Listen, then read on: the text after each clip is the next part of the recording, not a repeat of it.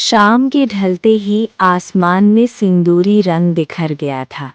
सवीर की गाड़ी उस सुनसान और पुराने कंटेनर यार्ड के पास आकर रुकी। 3 साल पहले इसी जगह पर गोलियों की आवाज़ गूंजी थी, खून बहा था और सवीर ने मौत के मुंह से प्रायशा को निकाला था। आज यहाँ सिर्फ एक गहरा सन्नाटा था। सवीर का दिल किसी ड्रम की तरह धड़क रहा था। 41 साल की उम्र में जहां इंसान हर फैसले को दिमाग से लेता है, आज सवीर पूरी तरह दिल के हाथों मजबूर था।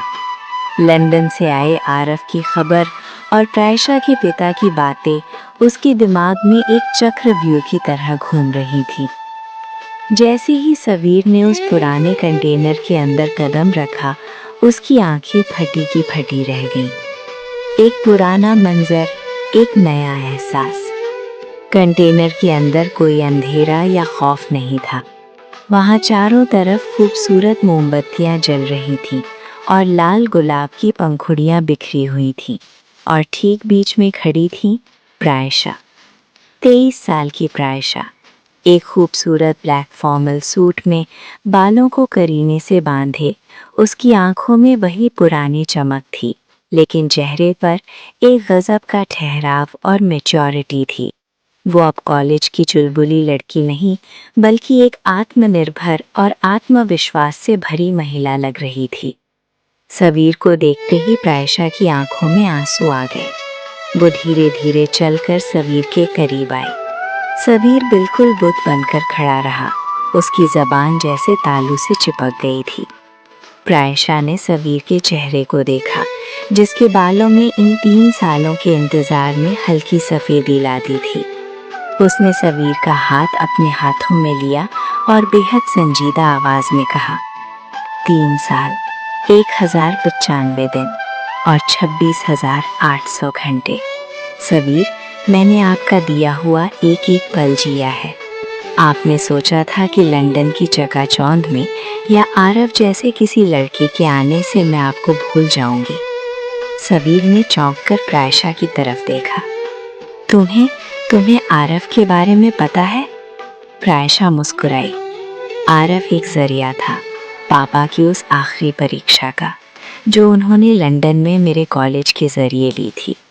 पापा देखना चाहते थे कि जब मेरे पास अपनी उम्र का एक अमीर लड़का होगा, तब मेरा दिल क्या फैसला करता है। और मैंने आरव से वही कहा जो सच था, कि मेरी रूह पर सिर्फ और सिर्फ सवीर मल्होत्रा का नाम लिखा है। समाज की दीवार पर मोहब्बत की जीत। सवीर की आंखों से आखिरकार आंसू छलक पड़े। उसने प्रायशा के हाथ को चूम लिया और कहा, प्रायशा, मैं 41 साल का हो चुका हूँ और तुम अपनी जिंदगी के सबसे खूबसूरत 23वें साल में हो। क्या तुम्हें सचमुच इस 18 साल के फासले से कोई शिकायत नहीं है? समाज आज भी बातें बनाएगा। प्रायशा ने सवीर के सीने पर अपना सिर रख दिया और कहा, समाज तब कहाँ था सवीर, जब विक्रम की बंदूक के सामने आपने अपनी हथेलियों से गोली को रोक लिया था। समाज तब कहाँ था, जब आपने मेरी पढ़ाई के लिए अपनी आधी जायदाद दांव पर लगा दी थी। उम्र सिर्फ एक नंबर है सवीर। जो परिपक्वता, जो सम्मान और जो महफूज एहसास मुझे आपके साथ मिलता है, वो दुनिया के किसी कोने में नहीं मिल सकता। ठीक उसी वक्त कंटेनर के दरवाजे पर तालियों की आवाज गूंजी। दोनों ने मुड़कर देखा तो वहां प्रायशा के माता पिता खड़े थे। प्रायशा के पिता की आंखों में आज कोई गुस्सा नहीं था, बल्कि एक सच्चे पिता का सुकून था। उन्होंने आगे बढ़कर सवीर से कहा, सवीर, 3 साल पहले मैंने तुमसे कहा था कि जब मेरी बेटी 23 साल की एक आत्मनिर्भर महिला बन जाएगी, तब उसका ये बचपना खत्म हो चुका होगा। आज वो पढ़ी लिखी है, अपने फैसले खुद ले सकती है, और आज इसका ये परिपक्व दिल चीख चीख कर कह रहा है कि तुम इसके काबिल हो। मैंने एक प्रेमी की परीक्षा ली थी सवीर, और तुम उसमें 100% पास हुए।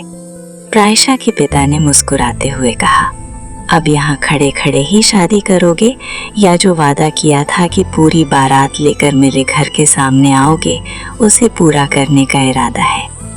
एक नई शुरुआत, शंखनाद। सवीर के चेहरे पर एक ऐसी मुस्कान आई जो पिछले 3 सालों में कहीं खो गई थी। उसने प्रायशा के पिता के पैर छुए और उन्हें गले लगा लिया। कुछ हफ्तों बाद फरीदाबाद के सबसे बड़े वेन्यू में शहनाइयां गूंज रही थीं। लाल जोड़े में सजी 23 साल की प्रायशा जब स्टेज पर आई तो शेरवानी पहने 41 साल के सवीर मल्होत्रा की नजरें उससे हट नहीं रही थीं। लोगों ने कानाफूसी की, उम्र के फासले पर बातें बनाई, लेकिन जब दोनों ने एक दूसरे को वरमाला पहनाई तो आसमान से होती फूलों की बारिश ने ये साबित कर दिया कि प्यार उम्र की बंदिशों से आज़ाद होता है।